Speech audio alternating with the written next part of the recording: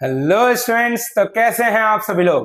मैं हूं आपका समानी सर और मैं आप लोगों के लिए लेके आ गया हूं गॉस लॉ का बढ़िया से पूरा वन शॉट सेशन।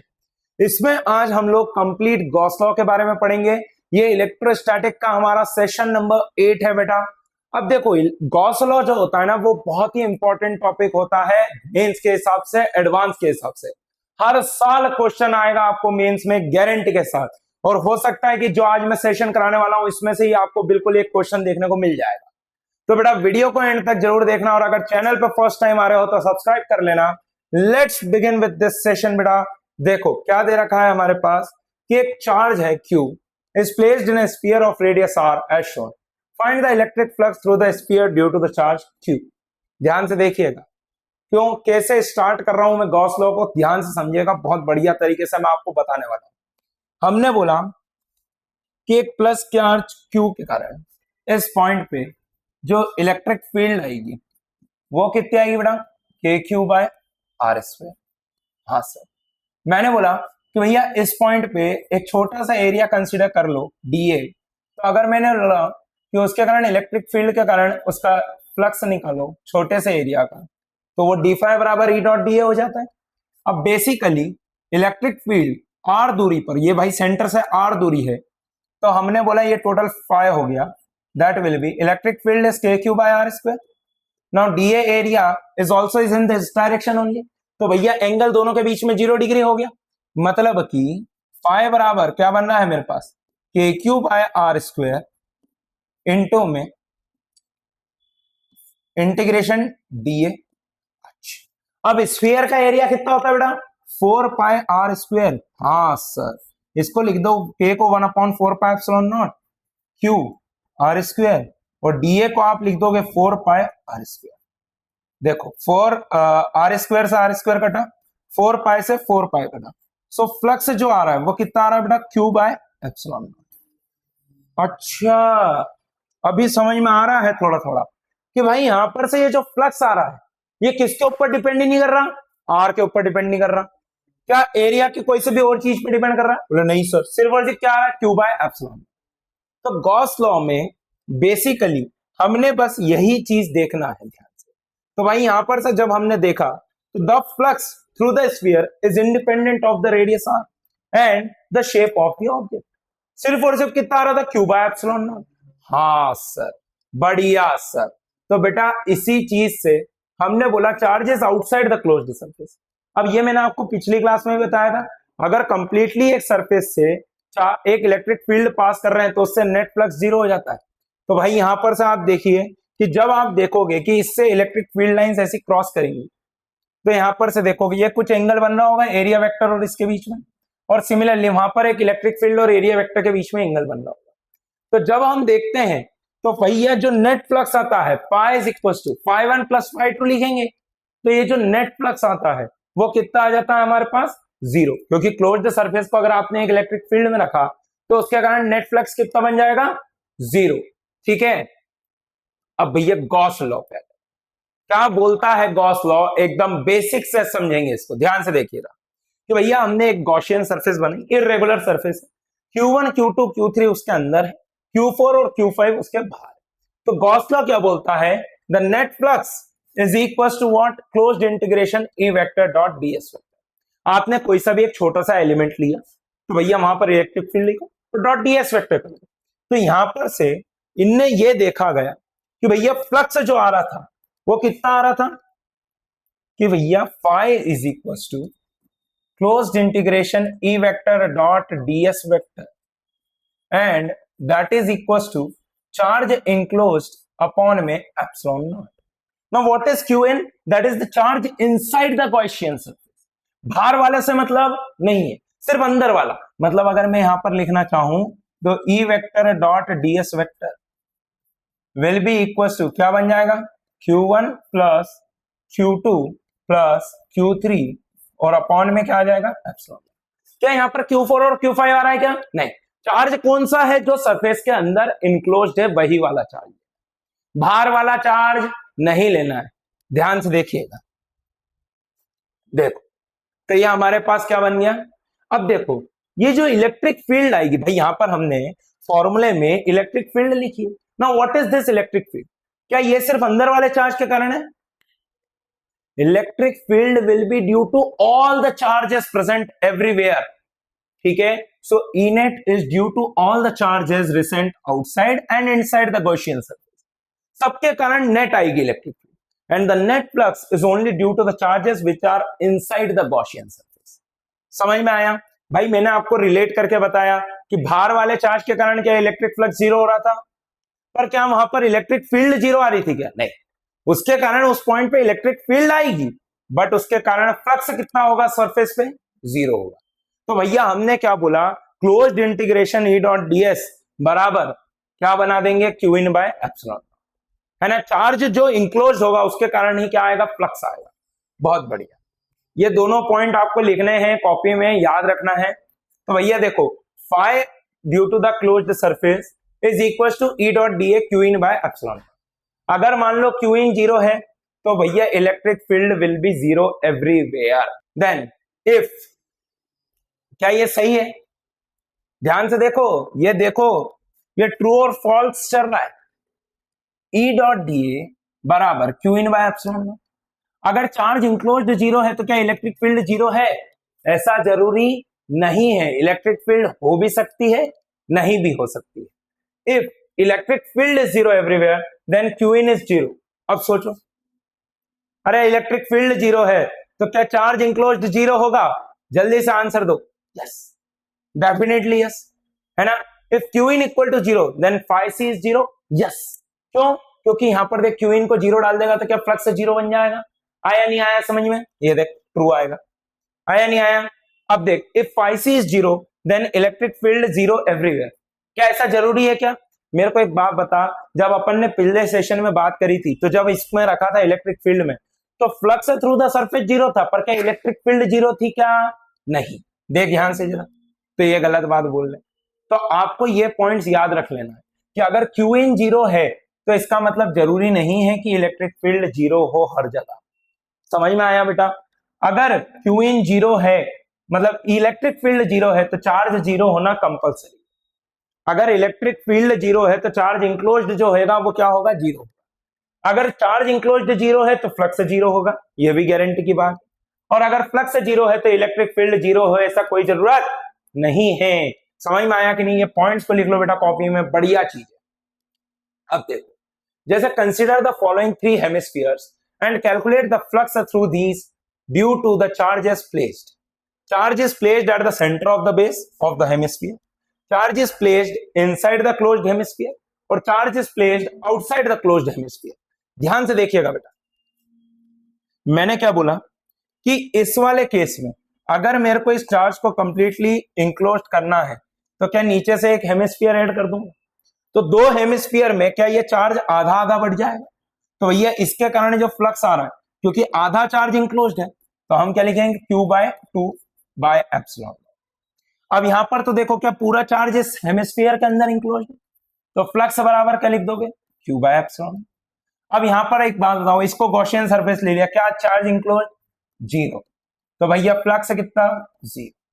समझ में आया कि नहीं आया? एक बार देखो जरा बढ़िया से, देखो फील आना चाहिए, समझ में आना चाहिए बेटा। देखो क्यू बाय एप्सिलॉन नॉट, इसमें आ गया जीरो, उसमें रोक के रखा है, क्यों? क्योंकि आपको समझ में आएगा बढ़िया से। देखो, अगर मान लो इस स्फीयर से निकालना था तो हमको एक नीचे एक स्फीयर बनाना पड़ेगा, क्यों? ताकि मैं चार्ज को कंप्लीटली उसके अंदर ला पाऊं, है ना। गॉसियन सरफेस कंसीडर करना है, तो भैया यहां पर से आप देखो, always try to make a symmetrical closed body out of a given open body. तो भैया हमने क्या करा? सिमेट्रिक बॉडी बनाई ताकि ये जो चार्ज है वो इक्वली डिस्ट्रीब्यूट हो जाए ऊपर नीचे में, तो हमको फ्लक्स निकालना बहुत आसान हो जाए। भाई आधा चार्ज उसमें, आधा चार्ज इसमें, तो उसमें कितना चार्ज है? क्यू बाय टू अपॉन में एप्सिलॉन नॉट। आ गया क्या आंसर? फ्लक्स आ गया ना बेटा, बहुत बढ़िया। देखो, जैसे कि अ charge Q is placed at a distance a by 2 above the center of a horizontal square surface of edge A as shown. Find the electric flux through the square surface. ध्यान से देखो भाई, इलेक्ट्रिक फील्ड लेके करोगे ना तारे जमीन पर आ जाएंगे, बढ़िया क्वेश्चन हो जाएगा। पर हमको तो गॉस लॉ पता है। अरे बोलो यार, क्या हमको तो गॉस लॉ पता है? मैंने बोला इसको तुम इस तरीके से एक सरफेस बना दो।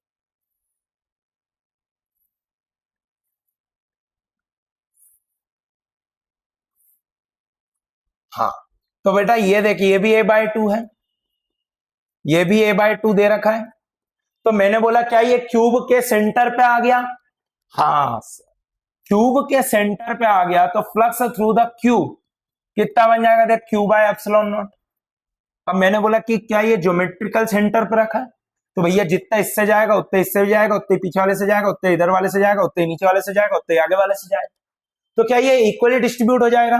तो flux due to the blue surface will be 1/6 times of the total flux. आया नहीं आया बेटा समझ में? तो देख, flux due to the blue surface is Q by 6 epsilon naught. बढ़िया चीज है। अरे flux through the base is what? Q by 6 epsilon naught. क्यों? क्योंकि वो बराबरी से बढ़ रहा है। ध्यान से देखना एक बार, ध्यान से देखो बेटा, ग्राफ देखो, ये देखो, बढ़िया से इसको क्लोज करेंगे सरफेस को। यहां पर से देखो इलेक्ट्रिक फील्ड हर जगह से निकल रही है। अब हमने बोला कि एक क्यूब बना लो जिसके ज्योमेट्रिक सेंटर पे ही आ रहा था। अब आप देखो, हमने क्या निकाल दिया? क्यू बाय 6 एप्सिलॉन नॉट, क्योंकि हर सरफेस से बराबर जाएगा। वो टोटल कितना जा रहा था? Q by epsilon naught. तो 1/6 कर दिया, आंसर आ गया। अरे बोलो यार, सिंपल है ना? बढ़िया। चलो अगले क्वेश्चन को तुम लोग सॉल्व करके देखो। What is the electric flux through a cube if a charge cube is placed at one of its corner? आपको इस क्यूब से कितना फ्लक्स जा रहा था वो बताना है, अगर हमने इसको एक कॉर्नर पे रखा। सोचो, बढ़िया से एकदम आंसर आना चाहिए, सोचना बेटा, फील आ जाने चाहिए। बढ़िया चीज है। ध्यान से देखो बेटा, मैंने बोला कि देखे यहां पर रखा हुआ है, तो मेरे को ऐसे नीचे के 4 लग जाए, 3 और 1 2 3, 3 और लग गए नीचे के, ऐसे ही 4 ऊपर से आ गए। तो बेटा इसको इंक्लोज करने के लिए मेरे को कितने क्यूब बनाने पड़ेंगे? ध्यान से देख, 8 क्यूब के अंदर ये कंप्लीटली इंक्लोज हो रहा है। और अगर 8 क्यूब के अंदर कंप्लीटली इंक्लोज हो गया तो अब ये देख सिमेट्रिक हो गया ना, ज्योमेट्रिक सेंटर पे आ गया वापस से। मैंने बोला फ्लक्स थ्रू द क्यूब कितना हो रहा है? Q by epsilon naught. मैंने बोला flux through one, first cube बताओ, तो flux through one will be equal to flux total into में कितने क्यूब हैं ऐसे? 8। आंसर आया क्या तेरा भी यही? बढ़िया। अगर ये आया तो तेरे को समझ में आया, बढ़िया, मजा आया। कितना आ रहा है? Q by 8 epsilon. अरे बोल यार बेटा, फील आया कि नहीं आया? अरे बढ़िया से समझ में आ रहा है ना? कोई दिक्कत नहीं आनी चाहिए। देख ध्यान से जरा चेक कर, क्या आ रहा है? Q by 8 epsilon naught. मतलब जो मैंने बताया तेरे को वो एकदम सही है, कुछ भी गलत नहीं है। बहुत बढ़िया। अब देख क्या बोला है, calculate the flux through the bottom face of the cube if a charge q is placed at one of its corner। सोच समझ के आंसर दे, ट्राई करके देख। क्या तूने भी यही करा है? एकदम जल्दी से बता दे। अरे जल्दी से बता दे, क्या तूने भी यही करा कि भैया क्यू बाय 8 जा रहा था इससे टोटल, और इसके कितने सरफेस है? 6, तो मैंने कर दिया 1/6। तो भैया ये आ गया मेरे पास फ्लक्स थ्रू द बेस।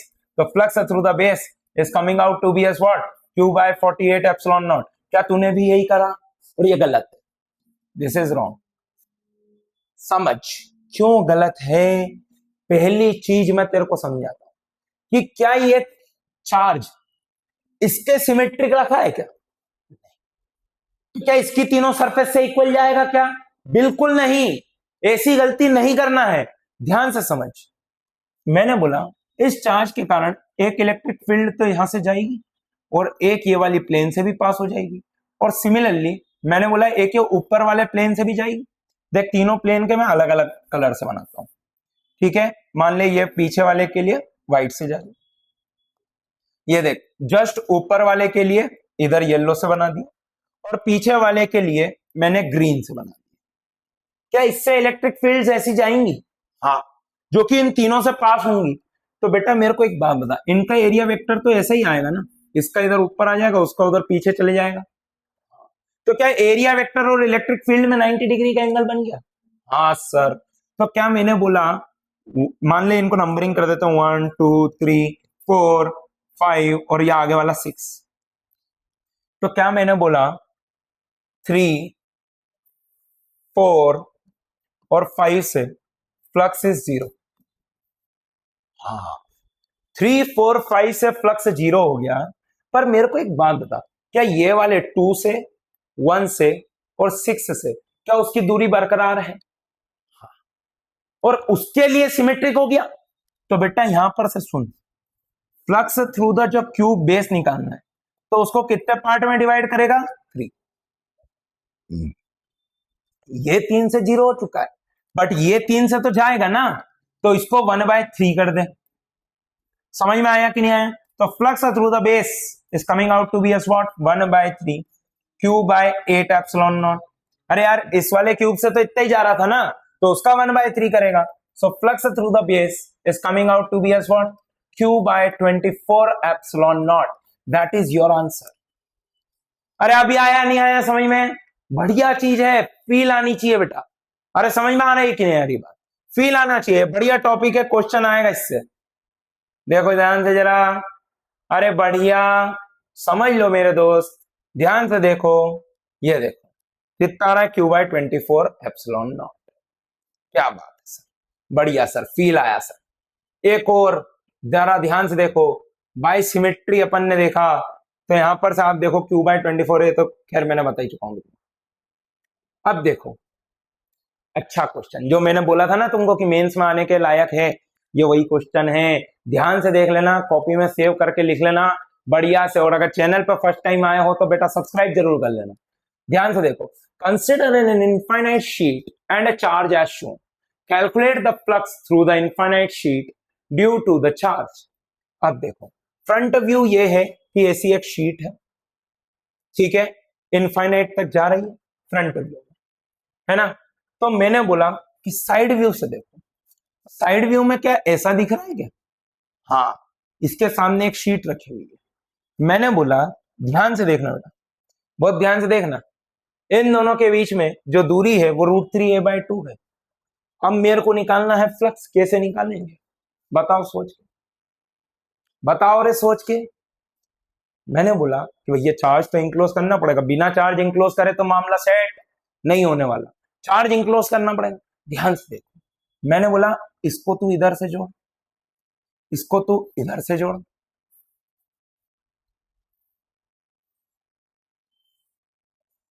क्या मैं ऐसा जोड़ सकता हूं? हाँ। क्या ये हेक्सागन बन गया? हाँ। और क्या ये अब कंप्लीटली मतलब इंक्लोज हो चुका है? बोले हाँ सर, ये तो कंप्लीटली इंक्लोज हो गया। अब मैंने बोला कि टोटल फ्लक्स इससे कितना आएगा? Q by epsilon. हाँ, समझ तो आ रहा है सर। अरे हाँ तो बोलो भाई, समझ में आ रहा है तो फील तो लेना पड़ेगा। आया नहीं आया समझ में? अरे बोलो रे भाई। इस तरीके से मैंने इसको कंप्लीटली पैक कर दिया। अब क्या? तो मैंने बोला यार टोटल जा रहा है इतना, कितनी सरफेस है? 1 2 3 4 5 6, तो 6 से बराबर ही जाएगा ना, क्योंकि वो तो सिमेट्रिक है। मैंने बोला फर्स्ट सरफेस से निकाल दो, 1 सरफेस से 1/6 times of Q by epsilon naught. तो आंसर आ गया तेरे पास, π1 बराबर कितना आ रहा बेटा? Q/6 epsilon not. खत्म क्वेश्चन। अरे बढ़िया क्वेश्चन है बेटा, हर कोई नहीं कराएगा इस क्वेश्चन को, अरे हर कोई नहीं कराएगा। अच्छा बोले सर आपको कैसे क्लिक हो गया ये कि भाई ये तो समझने वाली बात है यार, कि आपको कैसे क्लिक हो गया एकदम से, कि बोले यार ये तो ऐसा आना चाहिए था। देखो ध्यान से समझना, अगर तुमने ध्यान से थोड़ा सा हेक्सागन की प्रॉपर्टी पढ़ी है,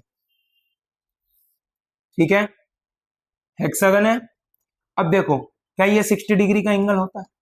अगर ये भी ए बनता है तो क्या ये वाली हाइट √3a/2 बन जाएगी? बेटा ये जो √3a/2 दिया हुआ था ना, इससे मेरे को समझ में आया कि ये हेक्सागन बनने वाला है। आया नहीं आया समझ में? अरे क्वेश्चन में ही तेरे को हिंट मिलेगी कि कैसे बनने वाला है, तो घबराना मत, आराम से सोचना, थोड़ा सी देर सोचेगा तेरा आंसर आ जाएगा। समझ में आई बात? ये जो √3a/2 दिया हुआ था ना, उससे मेरे को क्लियर हुआ कि ये हेक्सागन बनेगा। आया नहीं आया समझ में? बहुत बढ़िया, एक बार आंसर चेक करते हैं। देखो देखो रे दोस्त, आंसर चेक कर लेते हैं। आंसर देखो, अरे आंसर देखो, अरे हाँ कि ना? अरे वाह, तुमको भी समझ में आया, बड़ा मजा आया, बहुत बढ़िया। देखो रे ध्यान से जरा, क्या बात, electric field due to a point charge using Gauss law. देखो गॉस लॉ से मेरे को इलेक्ट्रिक फील्ड चाहिए। मैंने बोला आर दूरी पर जाकर एक स्फीयर बना दो बेटा। समझ में आया कि नहीं आया? हाँ सर। मैंने बोला कि इसके कारण जो इलेक्ट्रिक फील्ड आ रही है इनटू में एरिया जो आएगा वो कितना आ जाएगा, 4 पाई आर स्क्वायर। भाई closed integration E dot d A बराबर Q by epsilon naught, charge enclosed is Q. तो क्या यहां पर से देख, ये आ जाएगा E into 4 pi are square बराबर क्यू बाय एप्सिलॉन नॉट। तो भैया इलेक्ट्रिक फील्ड बराबर देख क्या आ रहा है, q by 4 pi epsilon naught r square. हाँ, क्या इलेक्ट्रिक फील्ड निकल के आ गई, के क्यू बाय आर स्क्वायर। अरे वाह क्या बात है, अरे गॉस लॉ ने काम आसान कर दिया क्या, बहुत बढ़िया। समझ में आया क्या, बहुत ही बढ़िया। देखो आगे लेके चलते हैं, समझना कोई बड़ी बात नहीं है, सिंपल के क्यू बाय आर स्क्वायर। क्या बात है, ध्यान से देखिएगा। अगला देखना है हमको, electric field due to infinite wire using Gauss law. अब देख अपने को निकालना है electric field due to infinite wire using Gauss law. कैसे करेंगे, ध्यान से देख। सबसे पहले तो मेरे को एक गॉसियन सरफेस बनानी पड़ेगी। अब गॉसियन सरफेस कैसे लेंगे, भाई हमने बोला कि पूरी प्रॉपर्टी इंक्लूड हो जाए, ऐसा कुछ कर लो। तो मैंने बोला कि भैया एक सिलेंडर ले लें। देख ध्यान से जरा, एक सिलेंडर बनाया मैंने कुछ इस तरीके से। हाँ, मैंने बोला इसकी लेंथ ले ले एल। पर मेरे को एक चीज मालूम है, एल के रिस्पेक्ट में नहीं आना चाहिए, क्योंकि एल तो दिक्कत दे जाएगा, इनफाइनाइट है। हाँ, ध्यान से देख, अगर यहां पर तू एक पॉजिटिव चार्ज देखेगा तो क्या उसके कारण इलेक्ट्रिक फील्ड इधर जाएगी। हाँ, यहां पर से इसका एरिया वेक्टर ऊपर आएगा A1, वन सरफेस का, और टू सरफेस का भी एरिया वेक्टर नीचे की तरफ जाएगा। हाँ, अरे वाह। तो क्या मेरे को एक चीज समझ में आ गई, flux due to flux through A1 and A2 will be 0। Yes सुन लो, हाँ क्यों, क्योंकि A1 and A2 are perpendicular to electric field. Yes सुन लो एवरीवन। अब मैंने बोला कि भैया तुमने एक चार्ज स्ट्रिप कंसीडर करी। Now what is the charge enclosed, बेटा ध्यान से देखना, चार्ज इंक्लोज्ड बराबर लैम्डा इनटू में एल। भाई lambda is the charge per unit length, हमने सिलेंडर कितनी लेंथ का लिया है, एल लेंथ, तो उसके अंदर चार्ज कितना आएगा, क्यू इन बराबर लैम्डा इनटू एल। अब देख closed integration E vector dot d A vector, भाई सारा होता तो सबका लेना पड़ता, लेकिन अभी तो है ही बहुत आसान। देख डी ए, तो क्या ये कर्व्ड सरफेस एरिया हो गया, हाँ, और सिलेंडर का कर्व्ड सरफेस एरिया कितना होता है, 2 पाई आर एल बराबर lambda L by epsilon. L से एल को काट दे, इलेक्ट्रिक फील्ड जो आ रही है कितनी आ रही है, lambda upon 2 pi epsilon naught r. ध्यान से देखिएगा, क्या मैं इसको ऐसा लिख सकता हूं, 2 से मल्टीप्लाई करो तो 2 लैम्डा अपॉन में 4 पाई एप्सिलॉन नॉट आर। तो यहां पर से आप ध्यान से देखेंगे तो electric field is coming out to be as what, 2k lambda by r. क्या बात है सर, अरे इलेक्ट्रिक फील्ड कितनी आ गई, 2k लैम्डा बाय आर। पिछली बार इतना बड़ा इंटीग्रेशन करके बताया था, देखो अभी सिंपल तरीके से आ गया कि नहीं आ गया। तो गॉस लॉ काम आसान कर देता है, समझ में आई बात, गॉस लॉ जो है वो आपका काम आसान कर देगा। देखो रे भाई, समझते हैं बढ़िया से, एकदम आराम आराम से समझेंगे, कोई दिक्कत नहीं, आराम से ये सेशन चलते जाएगा। बढ़िया से आज पूरा ये सेशन जरूर देखो, ताकि गॉस लॉ को तुम बढ़िया से सीख के जाओ। अब देखो जैसे क्या दे रखा है, electric field due to an infinite hollow conducting wire. अब देखो कंडक्टिंग वायर मतलब कि उसके अंदर कुछ नहीं होता, जो भी चार्ज होगा उसके बाहर ही आएगा। समझ में आया कि नहीं आया, कंडक्टिंग सरफेस का मतलब होता है कि चार्ज अंदर कुछ नहीं रहेगा, सब बाहर रहेगा। अच्छा जी, कोई बात नहीं जी, देख सकते हैं।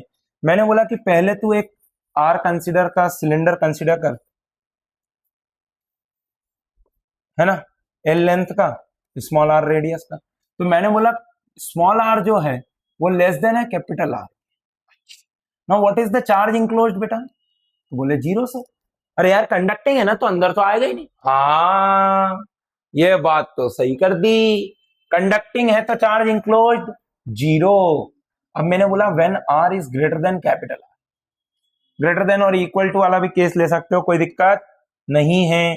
मैंने बोला देख ये, हाँ अच्छा, हमको सीख रही है, देखो ध्यान से जरा।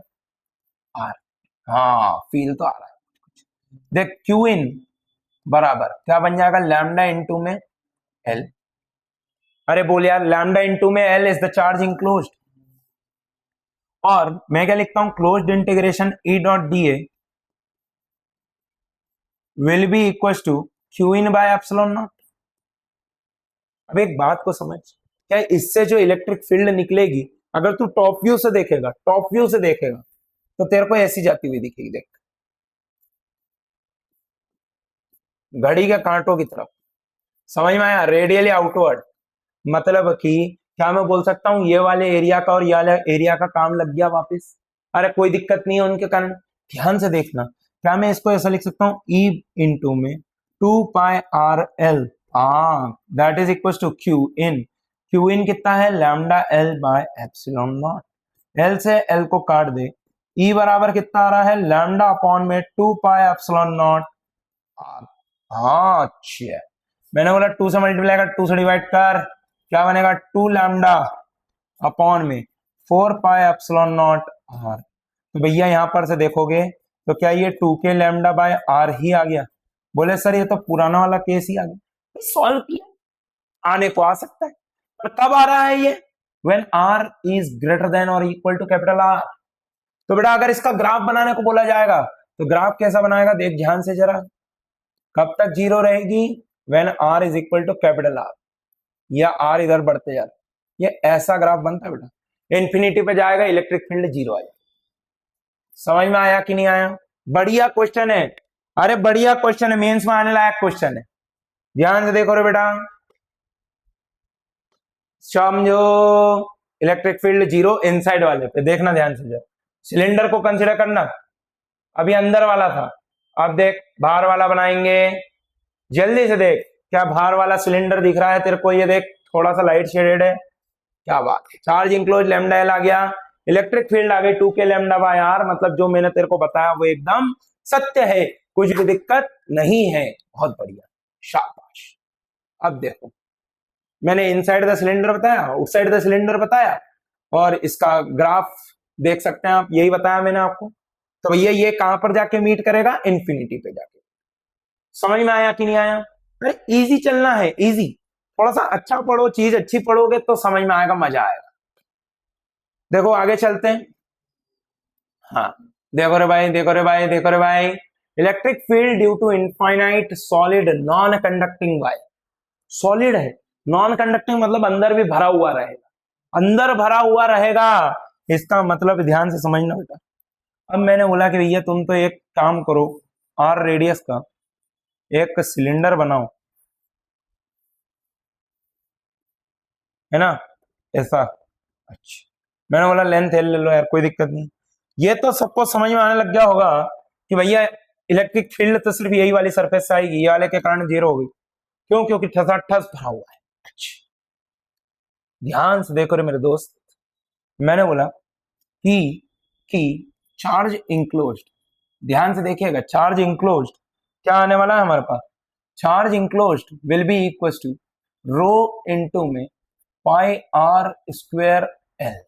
हाँ, क्या चार्ज इंक्लोज्ड आ गया बेटा, that is rho pi are square L. बहुत बढ़िया, अरे सॉलिड है ना, भरा हुआ है। अब मैंने बोला when r is less than capital R, electric field dot d A vector बराबर Q in by epsilon naught, Gauss law लगा रहे हैं। अब ध्यान से देखो, इलेक्ट्रिक फील्ड तो कांस्टेंट आएगी, इंटीग्रेशन डी ए करना रहेगा, that is equal to Q in, that is rho pi are square L by epsilon naught. अब डी ए कितना आ जाएगा, 2πr l बराबर rho pi are square L by epsilon naught. L से L को उड़ा दो, एक आर से एक आर को उड़ा दो, पाई से पाई को उड़ा दो। यहां पर से देखो इलेक्ट्रिक फील्ड जो आ रही है वो आ रही है rho r by 2 epsilon naught. हाँ अरे something new we are getting. कितना आ रहा है? Rho r by 2 epsilon naught. Feel आनी चाहिए, घबराना बिल्कुल नहीं है। समझ में आया कि नहीं आया बेटा? अब देख ध्यान से जरा, मैंने बोला कि तुम आउटसाइड वाला पॉइंट ले लो।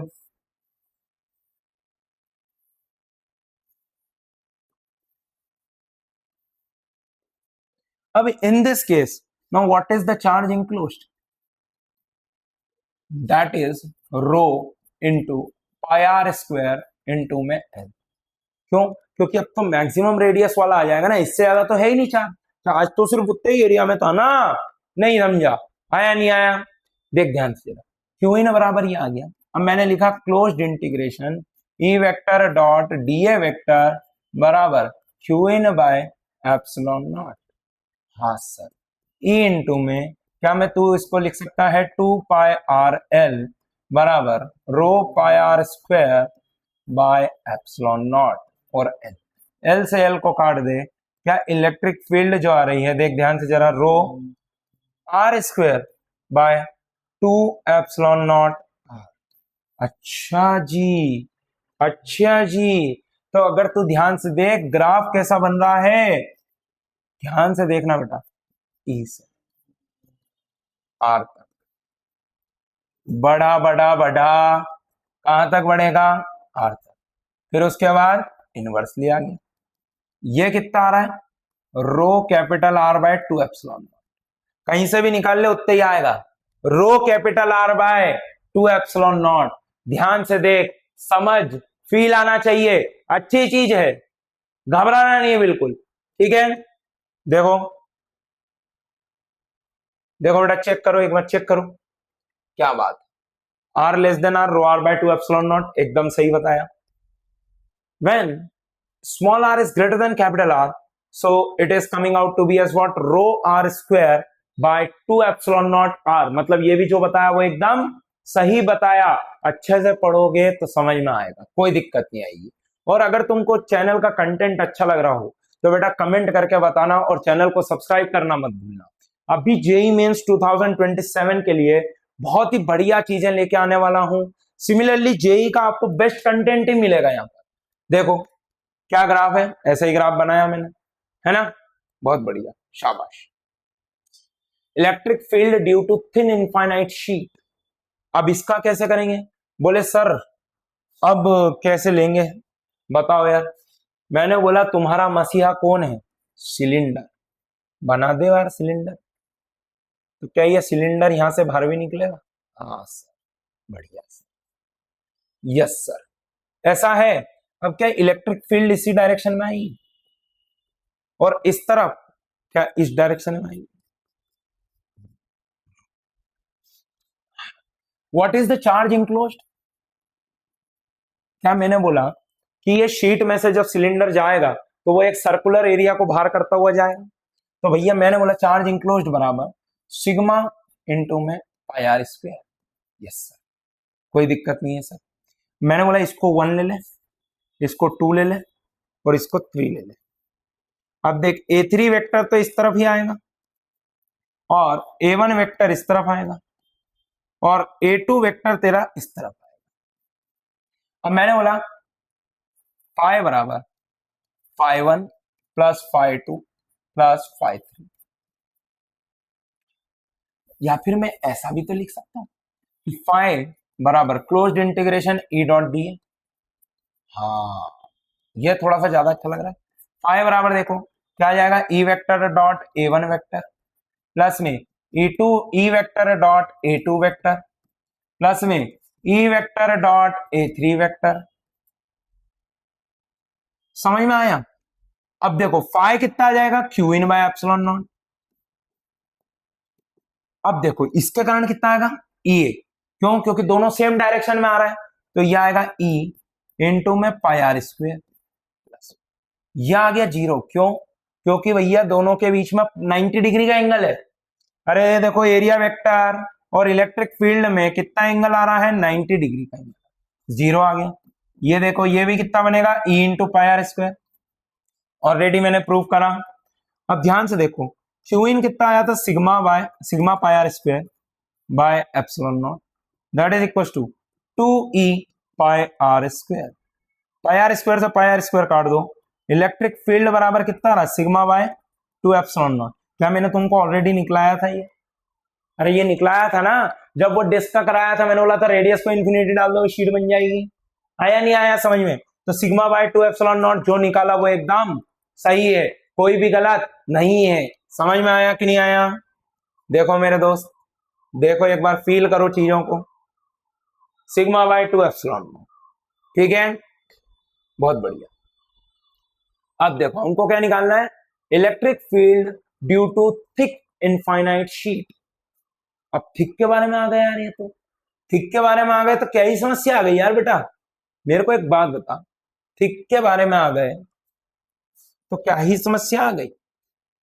अब मैंने क्या बोला, जो आर है वो 2D से छोटा है, 2D मतलब कि लेंथ, ऐसा ऐसे में जो ध्यान से देखना, क्या मैं बोल सकता हूं क्यू इन बराबर आर दोनों तरफ होगा, क्यू इन बराबर रो इनटू में पाई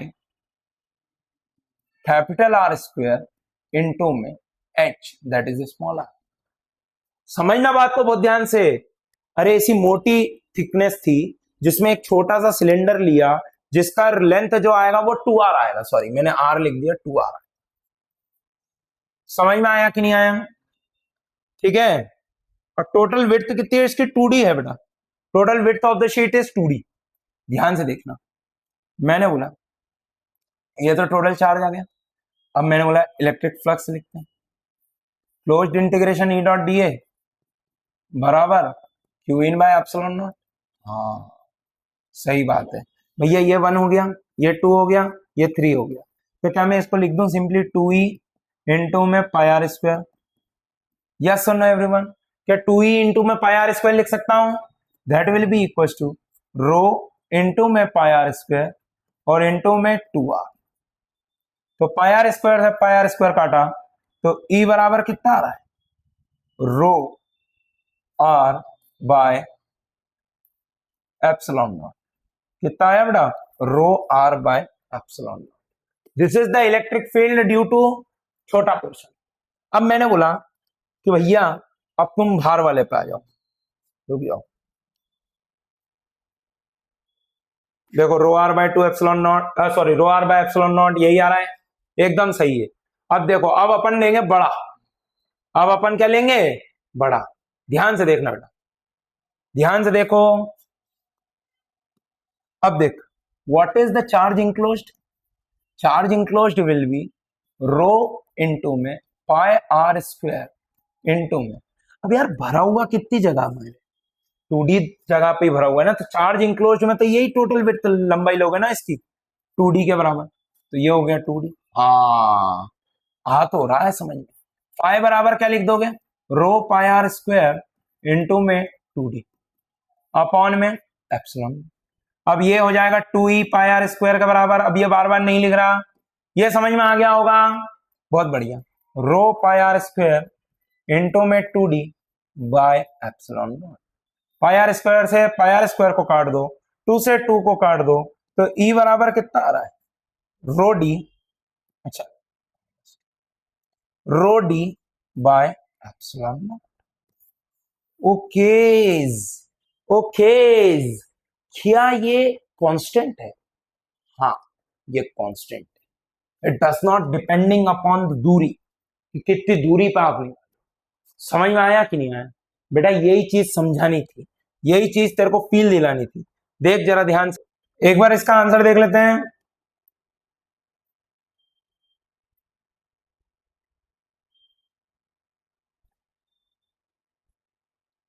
एक बार इसका आंसर देख लेते हैं, देखो अच्छा दिया नहीं है, तो मतलब ये तो ठीक है, याद रख लीजिएगा कि भाई ये तो कांस्टेंट होती है, फॉर्मूला अपने को मैं आपको बता देता हूं।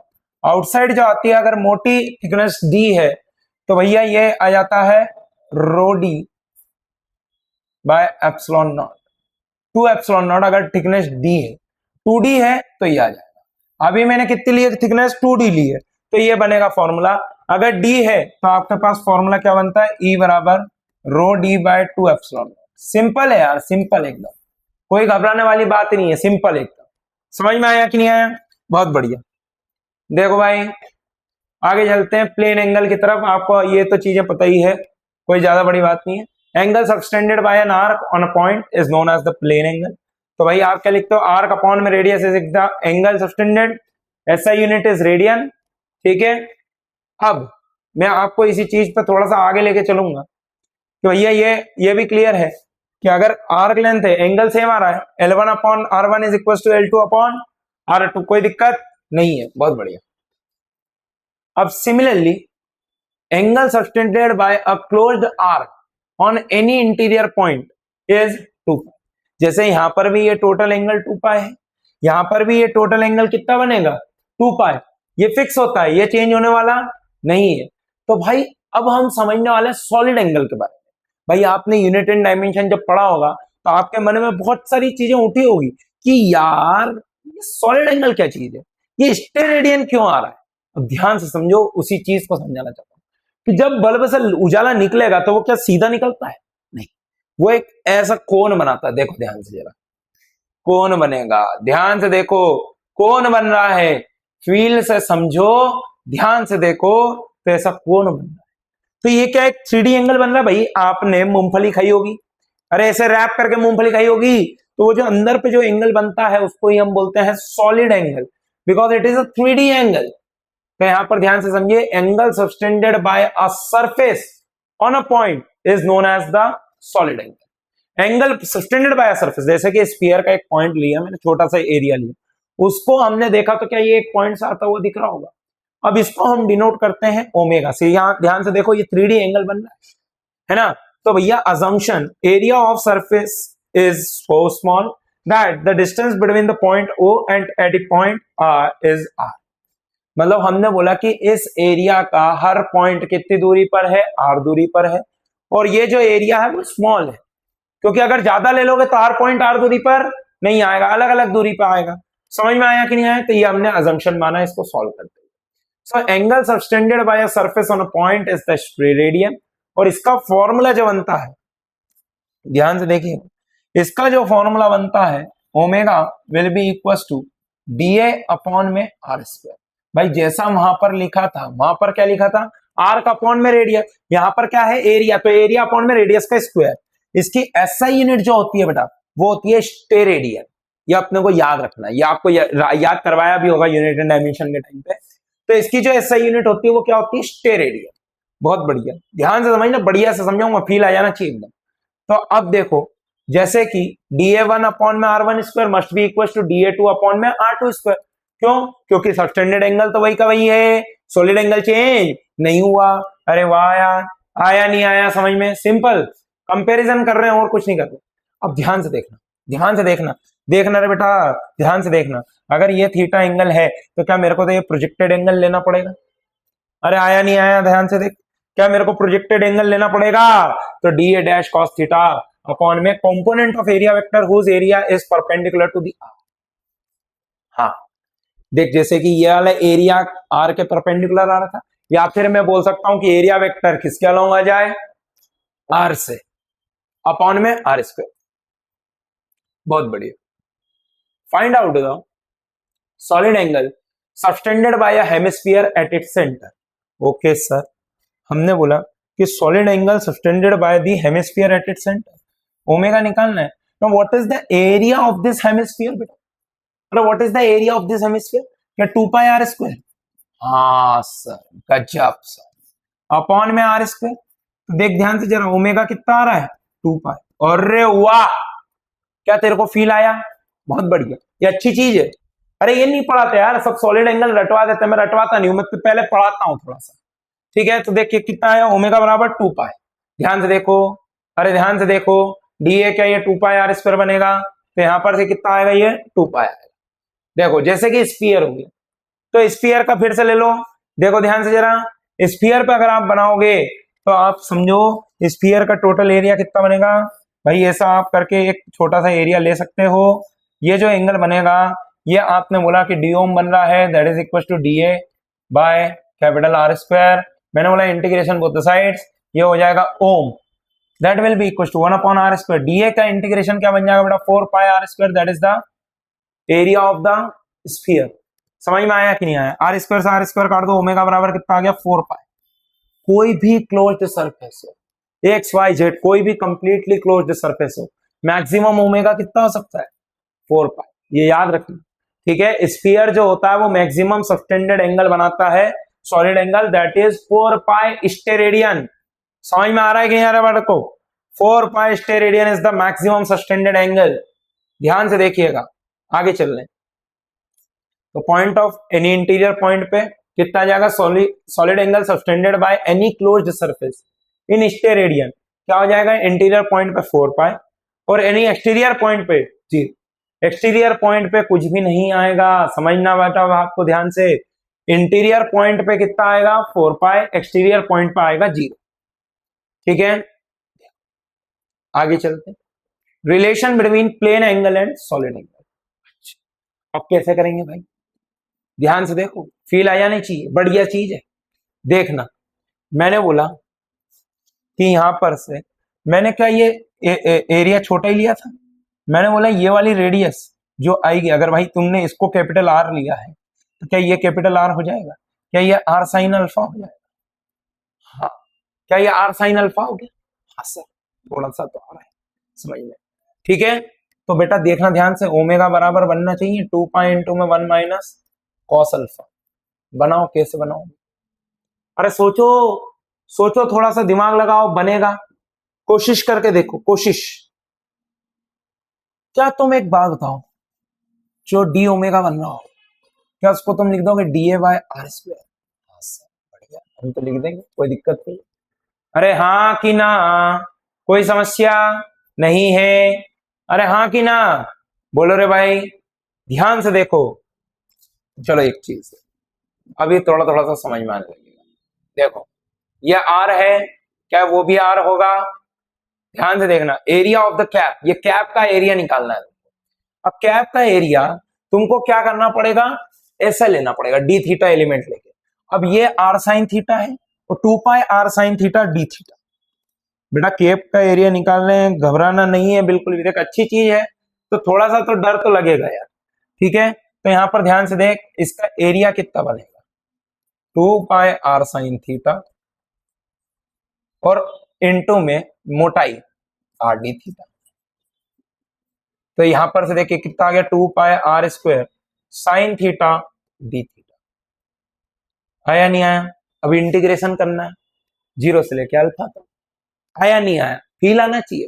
देख थोड़ी सी मेहनत है, थोड़ा सा विजुअलाइजेशन है यार। मैंने क्या बोला कि ऐसी एक रिंग बना दी मैंने, क्योंकि मेरे को तो टोपी का चाहिए था ना, टोपी का एरिया चाहिए था। मैंने टोपी को हॉलो हेमिस्फीयर में तेरे को ऐसे ही करवाया था, रिंग बना के डी थीटा एलिमेंट लेके।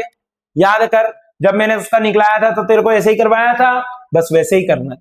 तो वहां पर से जब तुम लिमिट डाल के इसको पुट करोगे तो तुम्हारे पास निकल के आता है ओमेगा बराबर, ये देखो, ओमेगा बराबर 2 पाई इंटू में 1 माइनस कॉस अल्फा। याद रखिएगा बेटा, ये बहुत ही इंपॉर्टेंट है। समझ में आया? बहुत इंपॉर्टेंट है, आपको फील आनी चाहिए, याद होना चाहिए। मैंने डेरिवेशन भी बताया, हालांकि डेरिवेशन अपने कोई काम का नहीं है, पर क्या हमको आना चाहिए कि कैसे निकाला, तो वो बेटा प्रूफ दिया। फिजिक्स में अपन अजम्पशन की बात नहीं करते, फिजिक्स में अपन बेसिक से चलते हैं। बहुत बढ़िया, तो ये अपन ने निकाल लिया। अब बोले सर ये पंचायत करा क्यों, उसका यहां पर क्या लेना देना? तो देखो अभी समझ में आएगा धीरे धीरे। Find out the solid angle subtended by a hemisphere at its centre. फॉर्मूले से निकालना है। अब देख मेरी बात सुन, अगर तू इसका अल्फा देखेगा तो क्या अल्फा आ जाएगा तेरे पास 90 डिग्री? हाँ सर, अरे हाँ सर, अल्फा कितना आ जाएगा बेटा 90 डिग्री। तो देख ओमेगा बराबर 2 पाई 1 माइनस कॉस 90 डिग्री, कितना आ रहा है ओमेगा बराबर 2 पाई। अरे हाँ, ये तो मस्त फॉर्मूला बना दिया, सीधा आंसर आ रहा है। गजब की बात। बोले कहां बार बार एरिया निकालेंगे यार, सीधा आंसर आ रहा है ना इससे। तो देखो, अरे देखो बेटा, बोरिंग समझ के स्किप मत कर देना, मैं बोल रहा हूं वीडियो को एंड तक देखना, आज तेरे को मजा आ जाने वाला है। बहुत बढ़िया क्वेश्चन लेके आया हूं, फील कर थोड़ी सी चीजों को। डरेगा तो काम नहीं बनेगा, समझ में आ रहा है? डरेगा तो काम नहीं बनेगा बेटा। जब स्फीयर है तो क्या इसको मैं लिख दूंगा 2 pi minus cos of 180 degree. अरे टोटल एंगल सबटेंडेड इज, अरे यार प्लेनर एंगल देखेगा तो 360 बन रहा है, उसका आधा लेना पड़ेगा, कितना आ रहा है 180। देख ध्यान से जरा, 2 पाई 1 माइनस माइनस 1, ध्यान से देख, क्या ये बन जाएगा 4 पाई स्टेरेडियन? यही तो आंसर था, खत्म क्वेश्चन। अरे बोल यार बेटा, खत्म क्वेश्चन। फील आना चाहिए मेरे दोस्त, फील आना चाहिए, अच्छी चीज है ना यार, घबराएगा तो काम नहीं चलेगा। चैनल छोटा है भले ही से, पर चीजें बिल्कुल अच्छी कराऊंगा, ये मैं बता रहा हूं तुमको। चैनल छोटा है उससे कोई फर्क नहीं पड़ता, पर चीजें अच्छी कराऊंगा। ध्यान से देखो, find out the solid angle subtended by a disc of radius 3 centimetre at a distance of 4 centimetre from the centre. अच्छा ठीक है भाई, यहां पर ध्यान से देखिए, क्या मैं अल्फा लिख सकता हूं? टेन अल्फा बराबर 3/4 आ रहा है। हाँ सर। तो क्या अल्फा बराबर आ रहा है 37 डिग्री? हाँ सर। मैंने बोला कि ओमेगा बराबर 2 पाई 1 माइनस कॉस अल्फा लिखते हैं, तो ओमेगा बराबर क्या बन जाएगा 2 पाई 1 माइनस कॉस 37। तो ओमेगा बराबर क्या बन रहा है 2 पाई 1 माइनस 4/5। ध्यान से देखिएगा, ओमेगा बराबर कितना आ रहा है 2 पाई बाय 5 स्टेरेडियन। खत्म क्वेश्चन। अरे डिस्क ने कितना एंगल बनाया 2 पाई बाय 5 स्टेरेडियन। बोलो यार बेटा, कोई समस्या है क्या इस चीज में? बिल्कुल फील आनी चाहिए ना, आसान आसान चीजें कर रहे हैं, कोई दिक्कत वाली बात नहीं है, घबराने वाली बात नहीं है। फॉर्मूला दिया है ना, फॉर्मूले से कर ले यार, पुरानी वाली चीजें नहीं समझ में आई भूल जाओ उसको, पर ये फॉर्मूला तो याद होता है ना, बस इतना सा काम है भाई। बाकी सब भी फॉर्मूला रटाते हैं, मैंने प्रूफ दिया, नहीं समझ में आया छोड़ दो उसको, कोई दिक्कत नहीं। देख आ रहा है 2 पाई बाय 5, फॉर्मूले में भी डालेगा तेरा आंसर आ जाएगा, कोई दिक्कत नहीं आनी चाहिए। अब देख, थोड़ा सा इसको अपन आगे की तरफ लेके जाएंगे कि भैया सॉलिड एंगल का इलेक्ट्रिक फ्लक्स में कैसे यूज है। तो ध्यान से देख, electric flux through a surface. अब देख, इलेक्ट्रिक फ्लक्स क्या हमने बोला ई डॉट डी है? हाँ सर, इलेक्ट्रिक फ्लक्स तो ई डॉट डी ही है। मैंने बोला कि अगर एक स्फीयर के अंदर क्यू चार्ज रखा है, तो solid angle subtended by any closed surface at interior point is 4 pi. भाई ये तो कोई समस्या ही नहीं है ना। Electric flux of a charge Q passing through any closed surface is Q by 2 epsilon naught. ये भी सही बात है ना, आधी आधी करी थी अपन ने। बोलो यार, तो यहां पर से ये देख, इलेक्ट्रिक फ्लक्स को जब रिलेट किया गया तो फाई का एक सिंपल फॉर्मूला बन के आ गया, Q by 2 epsilon naught 1 minus cos alpha. ठीक है, अरे बोलो यार, याद रख लो, कोई दिक्कत नहीं, फॉर्मूला याद कर लो। अच्छा एक और चीज बोल रहा हूं, हर जगह ये लगाने मत चले जाना, पहले क्वेश्चन को समझो, आखिरी में ये चीज लगाने का सोचना कि हाँ इससे करना है। समझ में आ रही है बात? इसके बिना ही तेरे बहुत सारे क्वेश्चन हो जाएंगे बेटा, इसको एकदम एकदम कंठस्थ मत कर लेना कि यही लगाना है मेरे को हर जगह, ऐसा नहीं करना है। गलत चीजें मत सीख, अच्छी चीजें सीख, ठीक है। देखो क्वेश्चन देखो, a charge q is placed at a distance d from a disk of radius a as shown in, find out the electric flux passing through the disk। अब मेरी बात सुन भाई, बोले सर रिंग थी तो आपने तो डायरेक्ट करा दिया। मैंने बोला यहाँ पे डिस्क है, चाहे तो वैसा कर ले, कोई दिक्कत थोड़ी नहीं, और चाहे तो वैसा कर सकता है, कोई समस्या नहीं है। मैंने डिस्क का भी कराया था उस दिन। ध्यान से देख, क्यू चार्ज रखा हुआ है डी डिस्टेंस की दूरी पर, तो मैंने बोला ध्यान से देखना, क्या ये अल्फा, क्या ये बन जाएगा under root of D square plus R square? क्या मैंने बोला कि इलेक्ट्रिक फ्लक्स निकालना है, तो वो आ जाएगा Q by 2 epsilon naught 1 minus cos alpha. Cos alpha कितना आ जाएगा डी अपॉन में under root of D square plus R square. खत्म क्वेश्चन है, बस दैट्स इट। अरे इतना सही क्वेश्चन था, इससे इतने समय हो गया, उसमें क्या बहुत बड़ा करना पड़ा था, पूरी इलेक्ट्रिक फील्ड को फिर इंटीग्रेट करना पड़ा था। अरे बढ़िया मजा आया था, हाँ कि ना? शानदार चीज, देख जरा ध्यान से, आंसर चेक कर, आंसर चेक करना, ठीक है। अब एक और question, a charge q is placed at the center of a cylinder of radius r and length l as shown, find out the electric flux through the curved surface of the cylinder। पूरे cylinder से भाई सुन, flux through the cylinder कितना आ जाएगा q by epsilon. बोले sir इसमें तो कोई दिक्कत नहीं, ये तो इतना ही है ना। अब मैंने बोला यार इधर से निकाल और उधर से निकाल, वो वाला माइनस कर दे, टोटल में से इसको माइनस कर देते आ जाएगा। अब ये कैसे निकालेगा? क्या बार बार उतना इंटीग्रेशन करेगा क्या? नहीं, हम दिमाग लगाएंगे। सुनना, सेंटर पे रखा है भाई, ये रेडियस आर है, ये लेंथ हो गई l/2, ये कितना आ जाएगा √L²/4 प्लस में r²।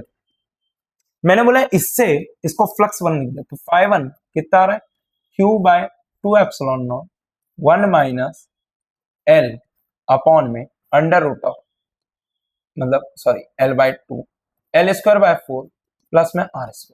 हाँ, φ1 देख कितना आ रहा है Q/2ε0 into the bracket 1 minus L by √L² plus 4r²। समझ में आया कि नहीं है?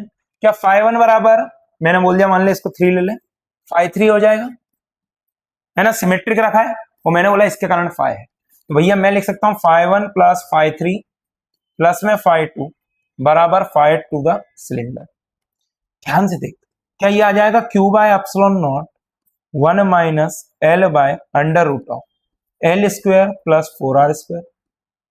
अरे दोनों को ऐड करके लिख दिया यार, 2 से 2 कट जाएगा ना, प्लस में φ2 बराबर क्या हो जाएगा Q/ε। अच्छा जी, शानदार चीज हो गई सर ये तो। हाँ देख, आ गया ना आंसर, φ/2 बराबर कितना आ रहा है देख Q/ε, उधर लेके जा रहे हैं, इंटू में L अपॉन में √L² plus 4r²। That is your answer, खत्म question, that is your answer. बेटा तारे जमीन पे आ जाते इंटीग्रेशन करेगा तो, अरे जेईई मेंस में इतना समय थोड़ी नहीं मिलता है, सिंपल क्वेश्चन है, सिंपल तरीके से करेंगे। समझ में आया कि नहीं आया? देखो एक बार आंसर चेक करते हैं इसका, देखो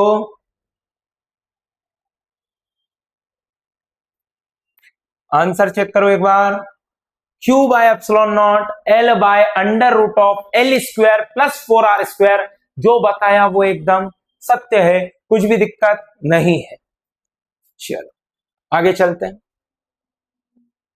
ये वाला क्वेश्चन देखो, बहुत ही बढ़िया question. One electric field lines between two charges Q1 and Q2 are separated by some distance as shown below.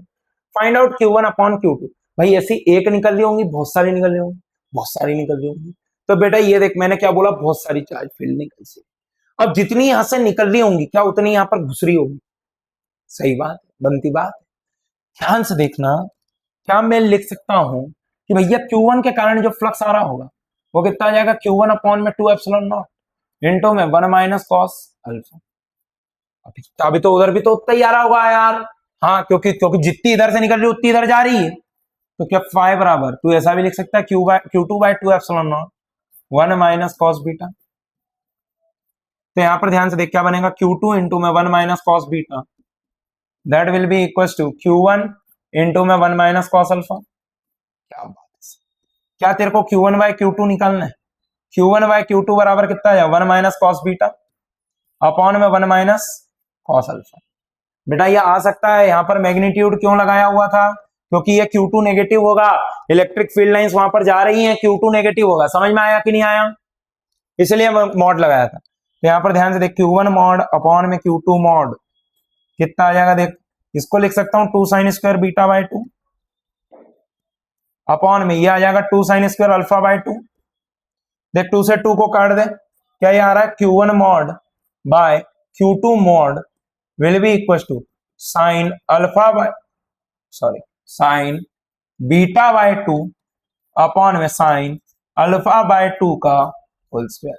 खत्म क्वेश्चन। अरे बेटा बढ़िया क्वेश्चन है, ये हर जगह पे नहीं कराते हैं, वो क्वेश्चन कराया है मैंने।